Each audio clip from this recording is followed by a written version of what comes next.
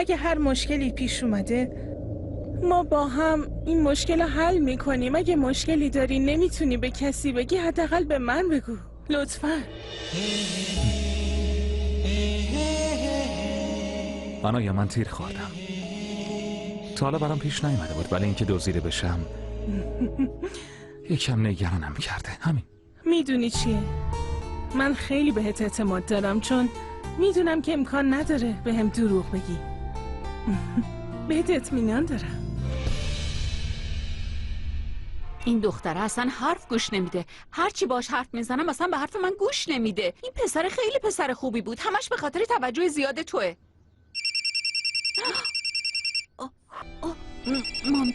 مامتا نونه. الو، سلام خانم مانجیت، خانم نون هستم. بله خانم، سلام.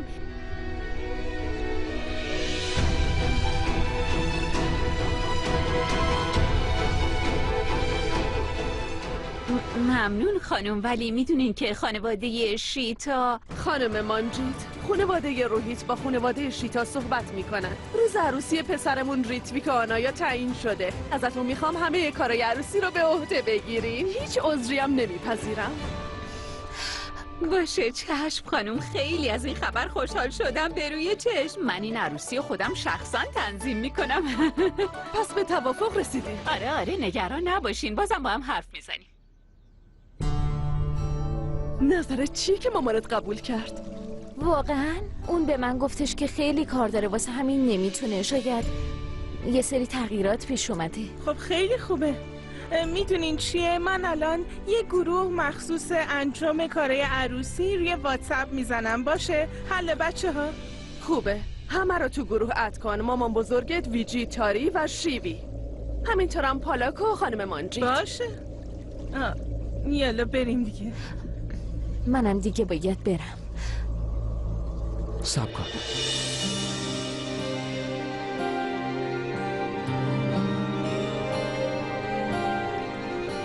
من مطمئنم که تو ناراحت، یعنی به خاطر اتفاقی که دیشب افتاده. حتما با خودت میگی که من آدم هوسبازیم، ولی اینطور نیست. ببین ازت خواهش میکنم، من امکان نداره کار بد یا نیت بدی نسبت به تو داشته باشم. این غیر ممکنه. با تو نه. ریتویک داری اونجا چی کار میکنی؟ بیا دیگه، خیلی کار داریم. باید انجامشون بدیم، دیرمون میشه. زود باش. پالاک بعدن میبینمت. یالا دیگه. خدافظ. نظرت الان وقت حرف زدنه؟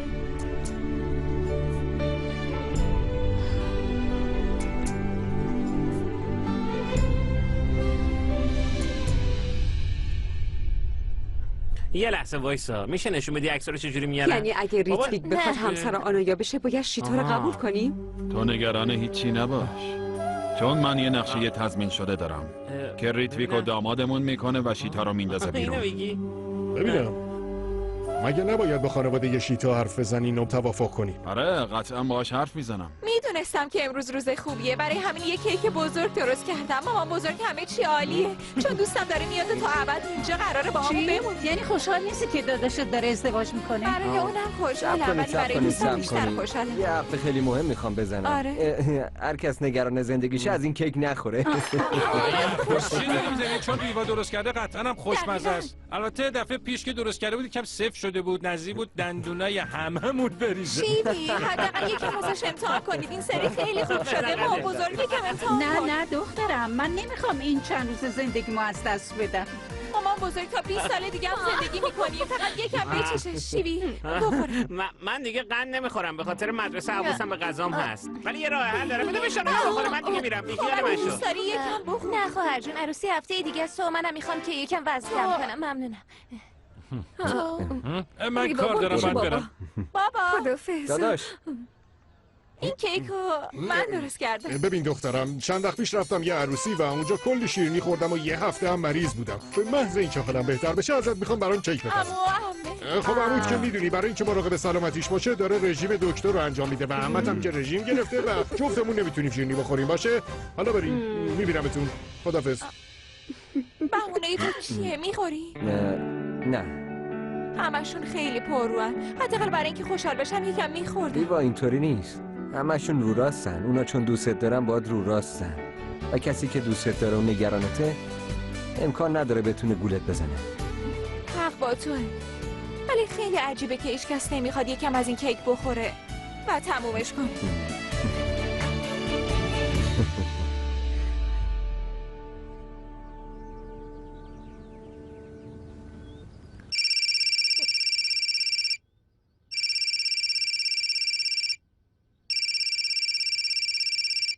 سلام.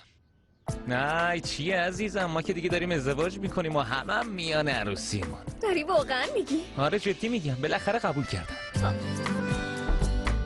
ولی میدونی خانواده من اصلا راضی نمیشن. اصلا نگران نباش، چون خانواده‌ام دارم میان که باهاشون صحبت کنم. نگران نباش و لبخند بزن. خوبه که میخندی. از کجا فهمیدی که من خندیدم؟ چون من دوستت دارم و میفهمم. از خودت خیلی مطمئنی. راستی الان خودتو آماده کن و لباساتو بپوش. منم با مامان و بابا میام پیشت، باشه؟ بدو خودتو سریع آماده کن. باشه میبینم.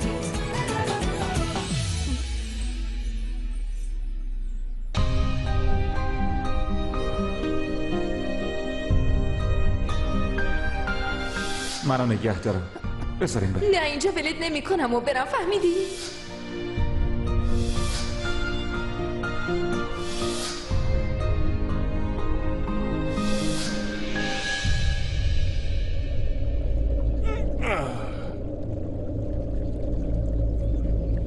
این همه هوشو از کجا آوردی؟ چطور تونستی همه این داستانا رو حل کنی؟ خوشحالی؟ من مهم نیستم. تو خوشحالی؟ راستش وقتی خوشحالی توی صورتت میبینم خوشبخت‌ترین آدم روی زمین میشم. بابا دوستت دارم. من بیشتر.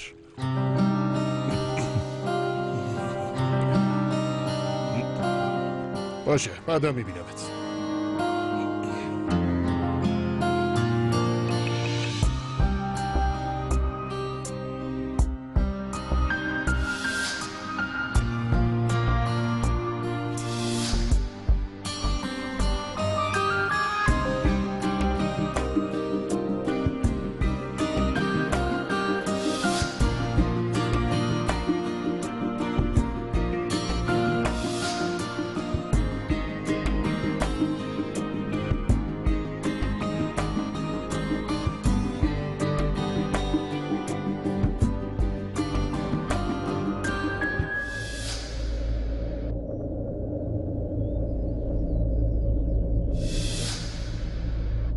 وای من خیلی خوشحالم هفته دیگه ازدواج میکنیم.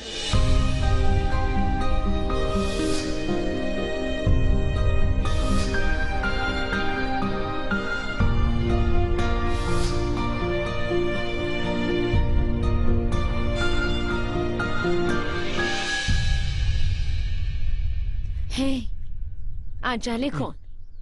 آره دخترم ما داریم میایم. اینا رو سریع آماده کن. من آمادم.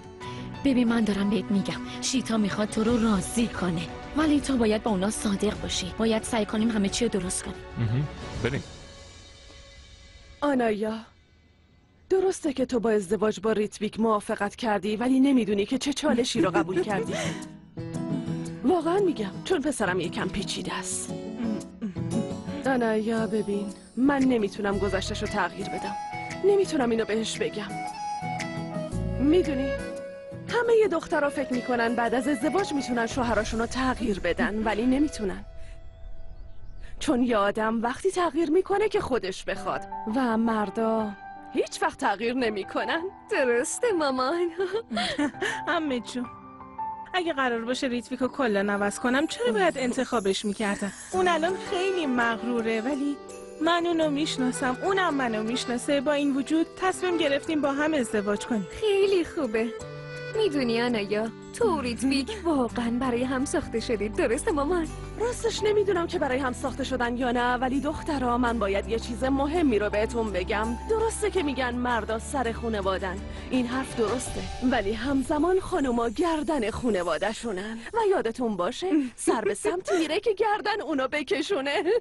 دیدی آنایا، مادر شوهرم همیشه حواسش به دختر هست. وقتی من و ریشاب دعوا میکنیم همیشه طرف منو میگیره. خوبه. دوست دارم مامان. یعنی الان باید طرف منو بگیری؟ نه من همیشه طرف منو میگیره. مامان ببینم تو بودجه عروسی این دوتا رو دیدی؟ مامان این دیوونگیه، این بودجه یه فیلم سینماییه. یعنی عروسی من کنار عروسیش هیچی نیست. ریشاب عروسی ما خیلی سرنوشت ساز بود. تو گفتی نمیخوای بیشتر از 100 نفر دعوت کنی، برای ما که ایدئال بود. تازه ریتویک خیلی باحاله، باید بهش بیشتر برسیم. باشه عزیزم، حق با توه. آنایا دیدی مامان گفت که زن گردن خانواده است.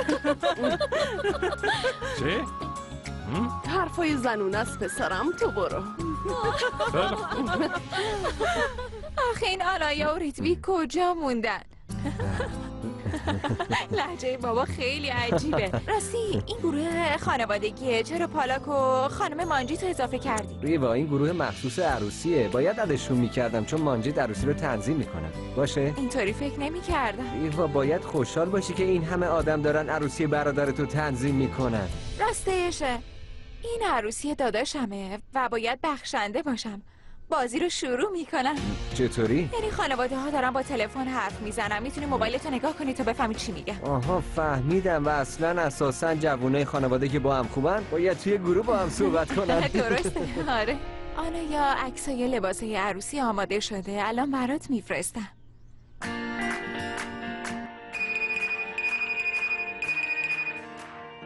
ریوا خیلی قشنگن، ولی چند تا نمونه دیگه هم برام بفرست. میخوام از ریتویک خوشگل‌تر باشم.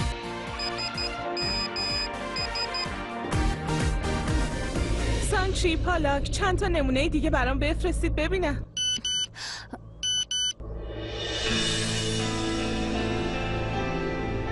آنایا، تو ریتویک بهترین زوجین. شما یه زوج فوق‌العاده‌ای. خب ببین، برو از اونجا بیارش. ریتویک، تو یه چیزی بگو، نظرت چیه؟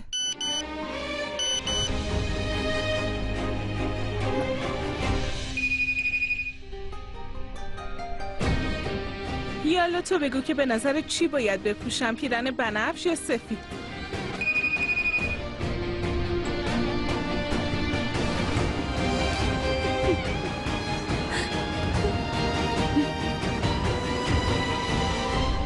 داداش ریتویک تو رو تو هر لباسی ببینه خوشحال میشه. تازه باید وسایل محصل هم آماده کنی.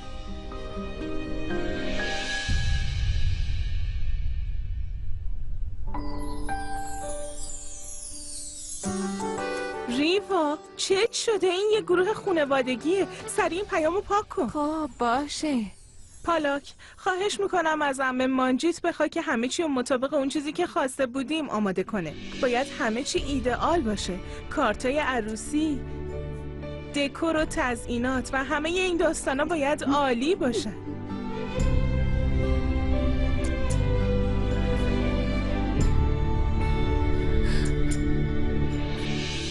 ریوا جان، این لباسا رو ببین، اینا خوراک خودته.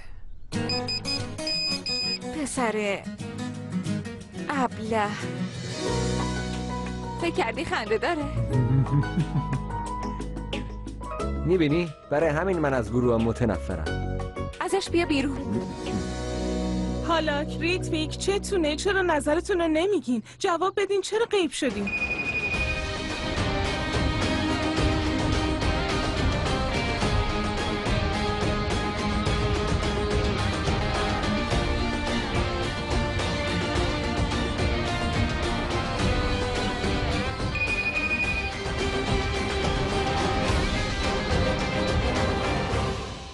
ببین راستش درسته که تو جامعه بزرگ امروز طلاق خیلی فراگیر شده و ما مشکلی با طلاق نداریم، ولی منظورم اینه که درسته که اون روز خیلی زیاده روی کردم، ولی چیزی که اذیتم کرد این بود که شما ازمون پنهون کردین و ما نمیدونستیم که روحیت خبر داره، ولی حالا که فهمیدیم بیا فرض کنیم اتفاقی بینمون نیفتاده.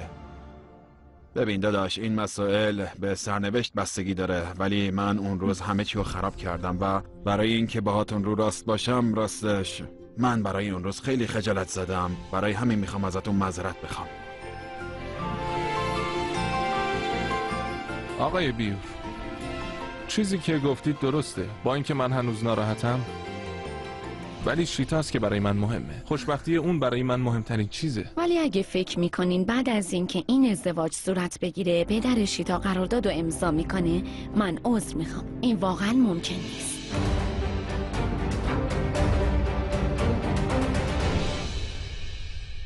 ببین خواهرم، در واقع ما اصلاً به این موضوع فکر نمی کنیم. من دارم عذرخواهی میکنم و این عذرخواهیم واقعیه. ما فهمیدیم که باید با خانواده شریف و محترمی مثل شما وصلت کنیم و قطعا خوشحال میشیم که پسرمون ازدواج کنه، به خصوص که اون دختری مثل شیتا رو انتخاب کرده و این خیلی خوبه. ایده ای من بود که پنهونی ازدواج کنیم، چون احساس میکردم که پدرم با شیتا موافقت نمیکنه و هر اتفاقی که بینتون افتاده برای من مهم نیست. فکر کنم برای شیتا هم مهم نیست. یعنی راستش ما برامون مهم نیست که قرارداد رو امضا میکنید یا نه. فقط پیشنهاد ازدواج ما رو رد نکنید.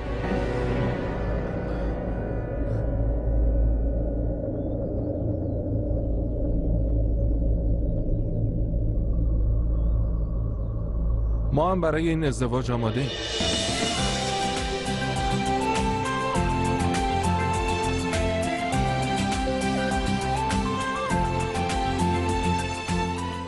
ببین روحیت، هیچ وقت نمیخوام این خنده از رو صورتش محو بشه.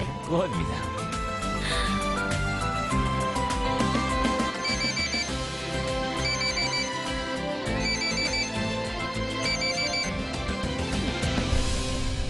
الو؟ الو؟ چی شد؟ کی زنگ زد؟ هیچی نشد. شیتا، من خیلی خوشحالم. خیلی. میدونی که من خیلی بیشتر از تو خوشحالم.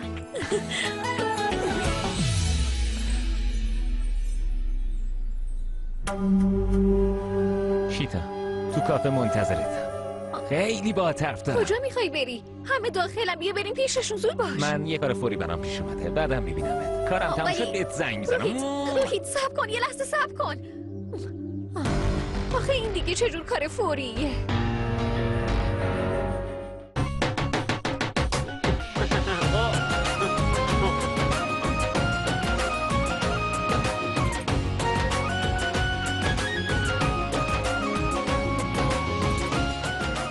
ببین بیجی، با آرامش برفت.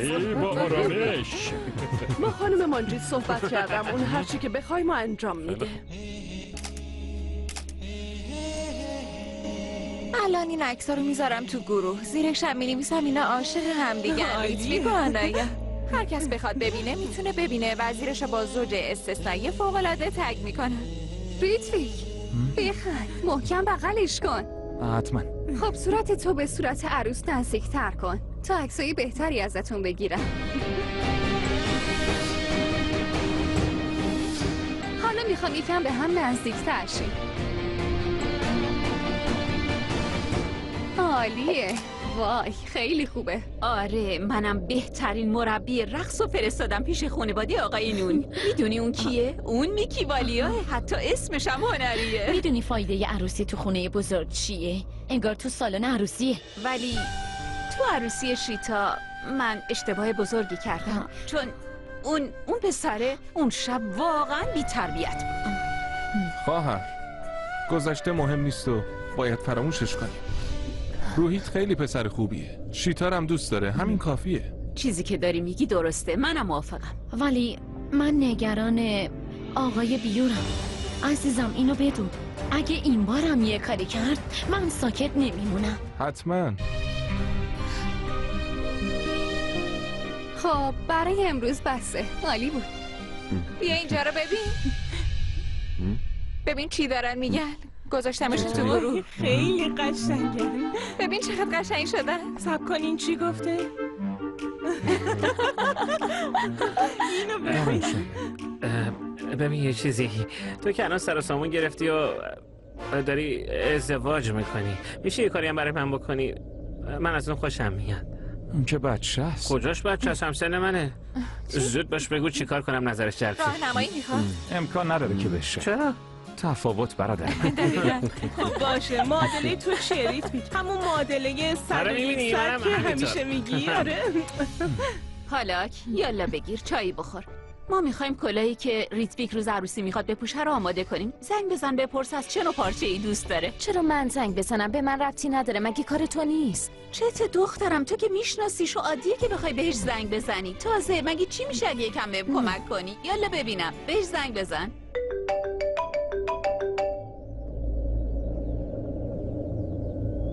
الو؟ مامانم الان ازم خواست بهت زنگ بزنم راجع به کلاه عروسی. به نظرت قرمز باشه یا صورتی؟ قرمز باشه. پالاک راجع به رنگ ازش بپرس، چه رنگی میخواد؟ یالا بپرس. گفت قرمز میخواد. باشه ازش بپرس گوشه هاشو چی کار کنم ها؟ روبان بزنیم؟ میخوای گوشه هاشو روبان بزنی؟ نمیدونم، شاید با روبان خوشگل‌تر بشه. حالا ازش بپرس ببین پر پادشاهی رو که کلاش بذارم خیلی قشنگ میشه ها. ببینم پر میخوای واسه رو کلاهت؟ این چی هست؟ از اون پرا که روی کلاه دامادا میذارن دیگه، از اونا میخوای؟ نه نمیخوام، زیاده روی میشه. آره باشه. خدافظ. ممنون. خدافظ.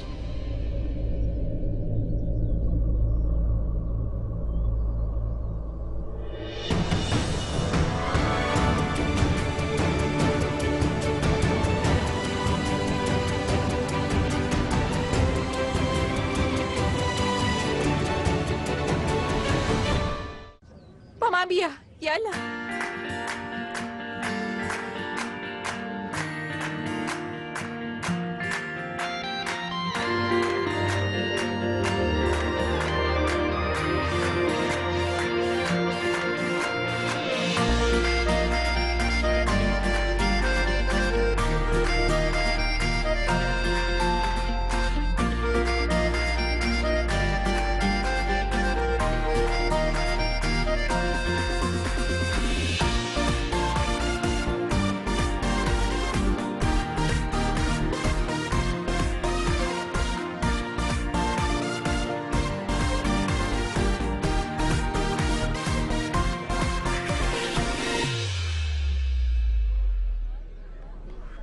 از دهلیه ولی عشق قبلیش اهل بمبئی بوده و از مردمی که توی بمبئی باشن خوشش نمیاد، یعنی از اونا متنفره و خیلی خب وایسا.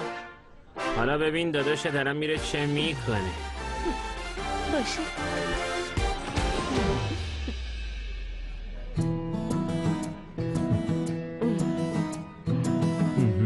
این عروسی ریتمی که همه چی باید ایدئال باشه.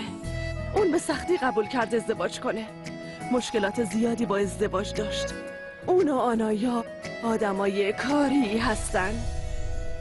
برای همین یه جشن فوق‌العاده براش میخوام تا حس کنه که از روز بعدی زندگیش عوض شده و وارد یه مرحله جدید شده. مامان تو خیالت راحت باشه، هر چیزی بخوای اجرا بشه من به قول میدم. باشه حواسمون به همه چی هست. ببین تیشو، حس میکنی که دهلی بهتر از بمبئیه. حس میکنم که بمبئی چیز خوبی نداره. یعنی ببین هر چی خوب و قشنگه تو دهلیه. دهلی بهترین شهره. تازه بمبئی هنوز قطار هم نداره. نمیدونم چرا بعضی علکی تو توصیفش انقدر زیاده روی میکنن. هی میگن قشنگه باحاله. بس دیگه، بمبئی هم خیلی دوست دارم. عجیب. تو خیلی عجیب غریبی، اصلا نمیفهممت. یه ساعته که داری همش حرفای زشت میزنی. بذار یه چیزی بهت بگم، من اهل بمبئیم. بمبئی رو هم خیلی دوست دارم. منظورم این نبود، بمبئی خیلی هم جای خوبیه.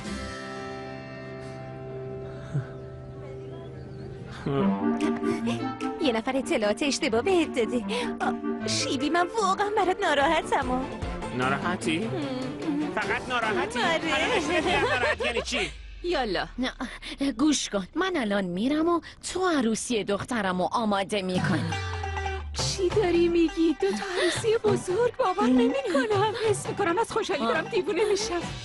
نمیدونم وقتی دخترم پالاک ازدواج بکنه چه حسی بهم دست میده. دلم میخواد از ته دلم برقصم، فقط کافی اون قبول کنه. خیلی خوب. خداحافظ. باشه بذار همه چی آماده کنیم. سریع بجنبیم.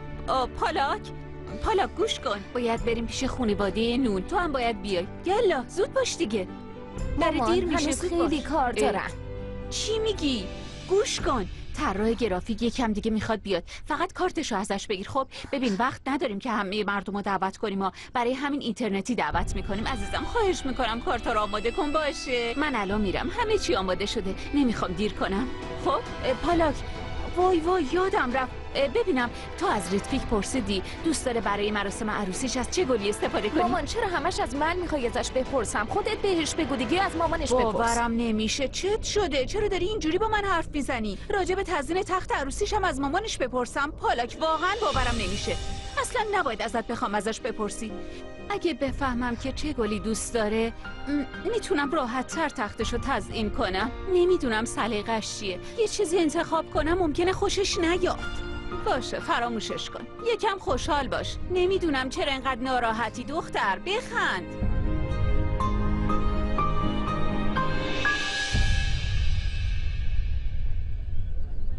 تو حالت خوبه؟ دلت میخواد جواب این سوالتو چی بدم؟ نمیدونم. خوبه که نمیدونی. همین که آدم میدونه نمیدونه خیلی خوبه. خیلی خوب. بذار اینجوری بهش نگاه کنی. وقتی آدم نمیدونه که حالش خوبه یا نه، یا نمیدونه که داره چی کار میکنه،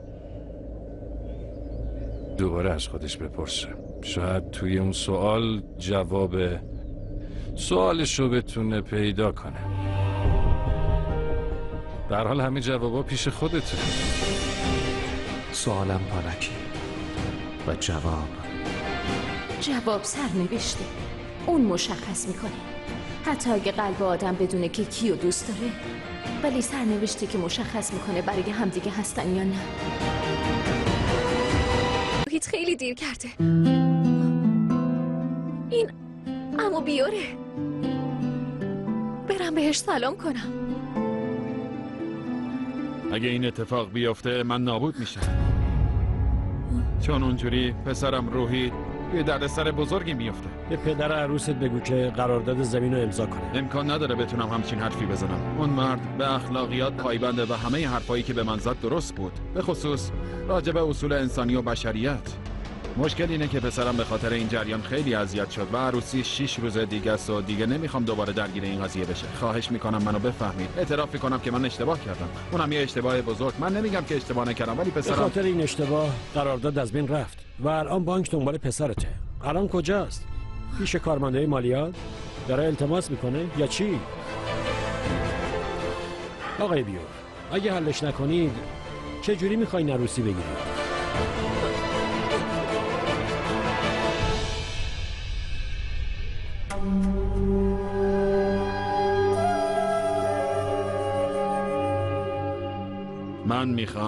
من میخوام اون دخترو نابودش کنم. نمیذارم دختر فقیری مثل اینجوری بیاد و وارد زندگی پسرم بشه. فقط باید یه جوری از ازدواجشون بهره ببرم. خانم مانجی، تو خوب میدونی که ما برای عروسی‌ها چی دوست داریم، ولی این بار یه خواهش دیگه ازت دارم. ازت میخوام به این عروسی خیلی برسی، یعنی یه جوری که انگار عروسی خودته. آره قطعا، نگران نباشی. همه یه تشریفات زرچوب حنا باید روز خوشیام صورت بگیره. مامان بزرگ نگاش کن. چی؟ حالا کجاست؟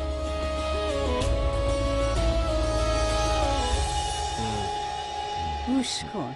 آقای بیور، روحیت کجاست؟ پیداش نیست. راستش اون گرفتار مالیات شده. گرفتاریش انقدر بزرگه که اصلا به عروسیش فکر نمیکنه.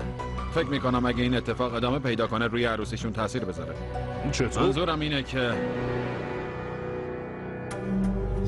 فراموشش کن. نمیخوای چیزی بخوریم؟ اوه. بیا بریم. بریم.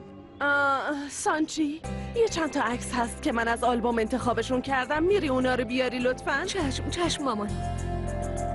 الان همه عکسای خانوادگی که یادآور خاطرهای قشنگمونه رو میاره. میخوام یه فکری بکنی و یه کاری باهاشون بکنی. میدونم که خیلی احساساتی هم، ولی ببین چه خانواده قشنگی هم. همشون دوره همن، همشون با همن. آره دارم میبینم. آنایا دختر خیلی خوششانسیه که داره با این خانواده وصلت میکنه. به خاطر همین من خیالم از این بابت راحته. ولی با اتفاقایی که برای ریتویک افتاده دلواپسم. ببین عکسا اینا. آره بده ببینم. مام تا نگران نباش، فکرای خیلی خوبی دارم برای اینکه عروسی خوبی بشه. ایده‌ای خیلی خوبی برات دارم. تو همه چی بسپر به من، اصلا نگران نباش، همه چی حله. باشه ولی ما یه چیز معمولی نمیخوایم. از این بابت نگران نباش، منجید کارش عالیه. آره اصلا نگران نباش. باشه عزیزم من میرم. اسمش ریتویک نونه. ریتویک نون. یه فنجون قهوه به من میدی؟ بله.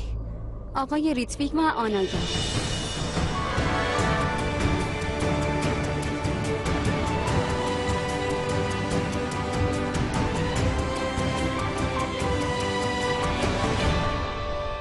راستش میخواستم ازت تشکر کنم که آخرین لحظه اومدی و به مامانم کمک کردی. ممنونم. نه لازم نیست.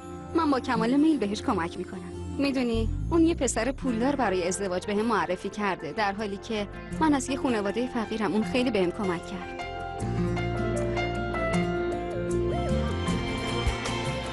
ولی یه چیزی رو نفهمیدم. واقعا چرا ریتویک و آنایا برای ازدواجشون اینقدر عجله دارن؟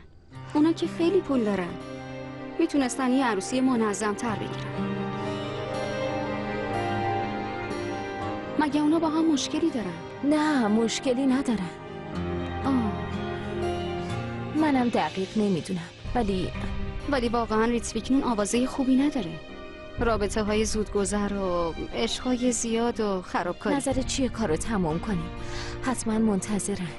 آره الان تموم میکنیم، اصلا زیاد نمونده. تمومه. ببین نظرت چیه؟ ریتویک و آنایا قشنگه؟ قشنگه. پالاک شیتا چی شده؟ برای روحیت یه مشکلی در خصوص مالیات درآمد پیش اومده و من نمیدونم که باید چی کار کنم. واقعا نمیدونم. مشکل مالیاتی؟ ولی چرا؟ چی شده؟ وقتی بابای روحیت داشت با وکیل حرف میزد شنیدم، ولی دقیقا نمیدونم که داشتن به خاطر این اشتباه قرارداد از بین رفت و الان بانک دنبال پسرته. الان کجاست؟ میشه کارمنده مالیات؟ رفتار روحیت خیلی عجیب شده، اصلا نمیتونم باهاش تماس بگیرم. وقتی پیش من بود به گوشیش زنگ زدن و اونم سری رفت. قرار بود توی کافه همدیگه رو ببینیم ولی نیومد. بعدش هم که شنیدم عمو داشت میگفت که روحیت به خاطر اون زمین تو دردسر افتاده. حالا ممکنه بیفته زندان. نمیدونم باید چیکار کنم. لطفاً کمکم کن. ولی اون چرا باید بذاره روحیت بره زندان؟ ببین پالاک، اون موقع ما هنوز نامزد نبودیم. روحیت کجاست و چی کار میکنه؟ الانم تلفنش پیش منشیشه. بهم گفتن که اون با مأمور مالیاته. نمیدونم باید چی کار کنم، اما امیدوارم که اتفاقی براش نیفتاده باشه. من نمیدونم باید با کی حرف بزنم، فقط این که من نمیدونم باید چی کار کنم تا بتونم بهش کمک کنم. پالاک با آنایا حرف زدی؟ شاید اون بدونه. یعنی به نظرتون میدونه؟ خب آره اون خواهرشه. ببین یه نفر میدونه داستان چیه.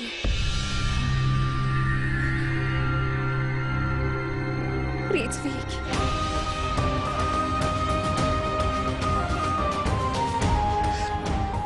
خب ازش بپرس. پالاک من میدونم که اون خیلی بهتون نزدیکه. باشه باهاش حرف میزنم. تو نگران نباش.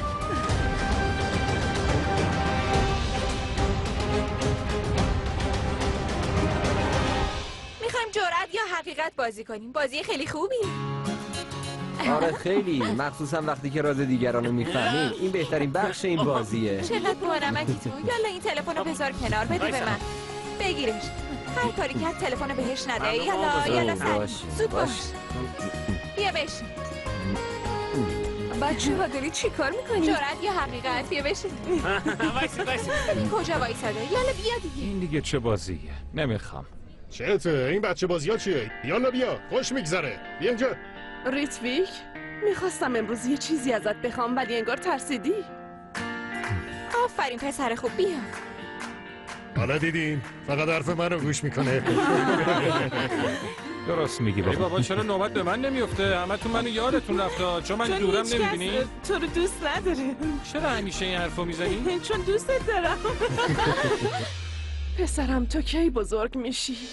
همسنای تو الان بچه دارن و تو این بچه هایی. خب دیگه حرف زدن بحثه، بیاین شروع کنیم. زود باشین. آره.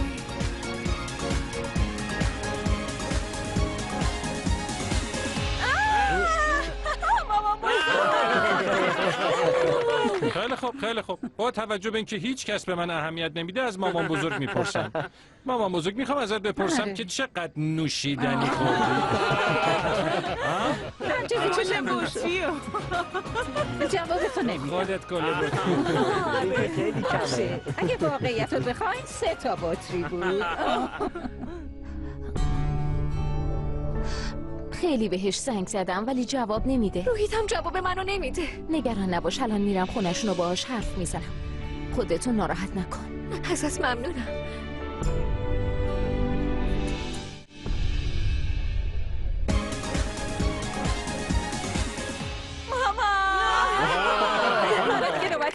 من میخوام ازت بپرسم که مامان پسر مورد علاقت کدومه؟ خوب بوده. بگو که داداشم ریشاب یا ریتویک. خیلی وقت دوست دارم بدونم. بگو دیگه. الان بهت میگم. پسر مورد علاقه من آمانه.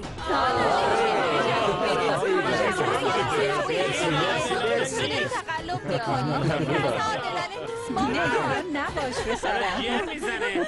بیادب.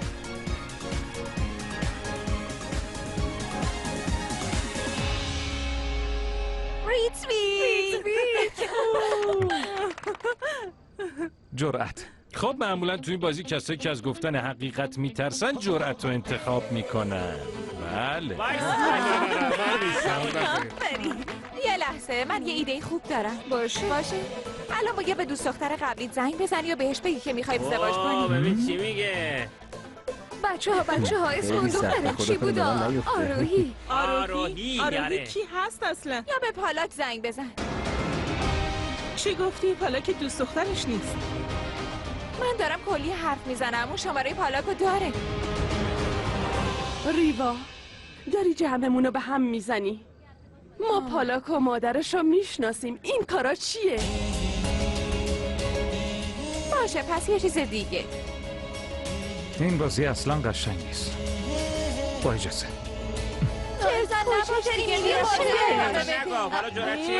بس دیگه عروسی ما نزدیکه. این حرفا چیه؟ این فقط یه بازیه. بذارین راحت باشه. اون نمیخواد بازی کنه. بیاین ما بازی رو ادامه بدیم. یالا. روحی چرا جواب نمیدی؟ دخترم کجایی؟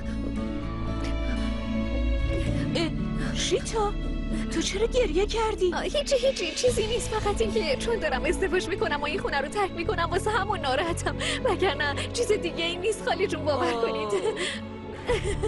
عزیز دلم تازه بعد از ازدواج که همین جایی توی دهلی. بله حق با شماست ولی من الان باید برم خالی جون. بعدا میبینمتون. چی؟ چه اتفاقی براش افتاده؟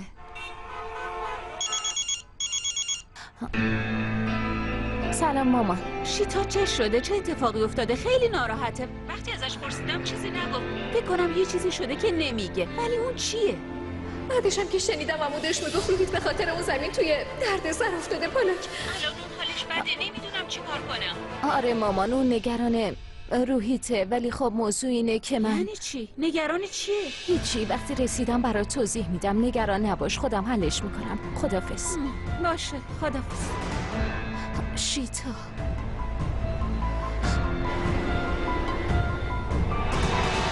شیتا تلفنتو جواب بده. الان به خاله زنگ میزنم.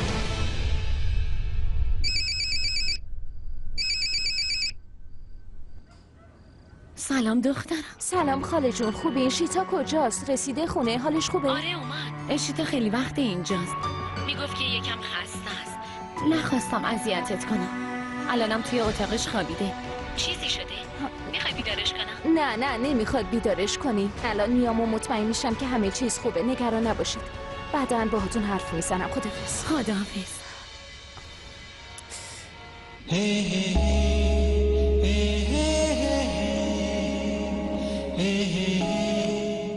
امان هیچی نگو. یعنی رابطه خاصی بین من و پالاک نیست. من اصلا نمیخوام چیزی بشنوم. ولی نیومدم که این حرف رو بهت بگم، ولی اومدم بهت بگم که پالاک ناراحت بود و شنیدم که حالش اصلا خوب نیستش. چی شده؟ نمیدونم. من رفته بودم بیرون چند تا کار انجام بدم. وقتی داشتم میومدم دیدمش که از حال رفته و خیلی حالش بد بود. چی؟ آره. خب الان کجاست؟ گوشیم کجاه؟ آره پیش تو بود. تلفنت اینجاست. 10 تا میسکال ازش داری. چطور؟ چرا اینو الان داری بهم میگی؟ آروم باش. داشتم میومدم بهت بگم. الان کجاست؟ یکم پیش بردنش بیمارستان. منو ببر پیشش. آره بزن بریم. این دختر 10 بار بهم زنگ زده. اون وقت تو الان بهم خبر میدی؟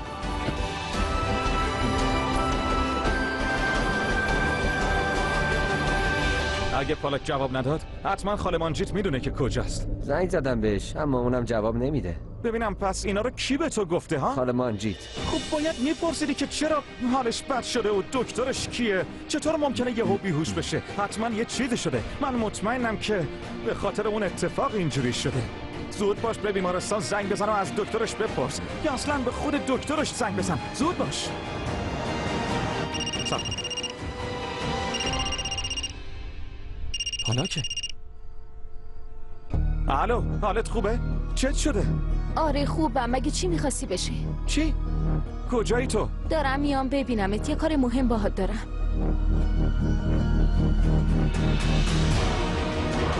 چرا وایسادی؟ الو؟ تو به من دروغ گفتی؟ آره به دروغ گفتم ولی تو خودتو ندیدی که چقدر نگرانش بودی؟ ولی هنوزم میگه که چیزی بین تو و پالاک نیستش. ببین ریتویک، من نمیدونم بقیه چطور فکر میکنن ولی من چیزی رو دارم بهت میگم که میبینم و بیشتر از این بهت نمیگم. فقط باور کن من تنها کسی هستم که میدونم درون چی میگذره. ریتویک، آنایا خیلی دختر خوبیه و تا حالا هیچی ازت پنهون نکرده. من مطمئنم تو هم تا حالا به اعتمادش خیانت نکردی.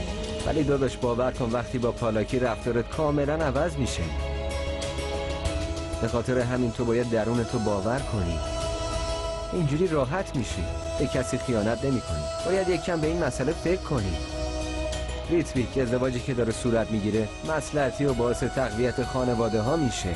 ببین منم از این خانواده ام و نمیخوام سوء تفاهمی بین خانواده ها پیش بیاد. باور کن نمیخوام اتفاقی بیفته که بعداً پشیمون بشی. همه این حرفایی که زدم به خاطر مصلحت خودت بود. یه چیزی میارم که بخوری.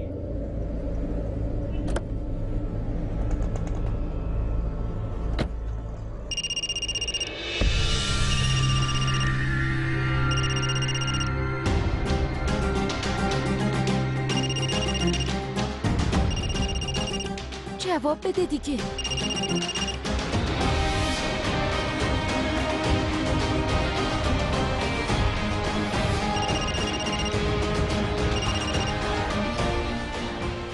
برای چی بهم زنگ میزنی؟ میخوام راجع به یه موضوع مهم باهات حرف بزنم. تلفن رو قطع کرد.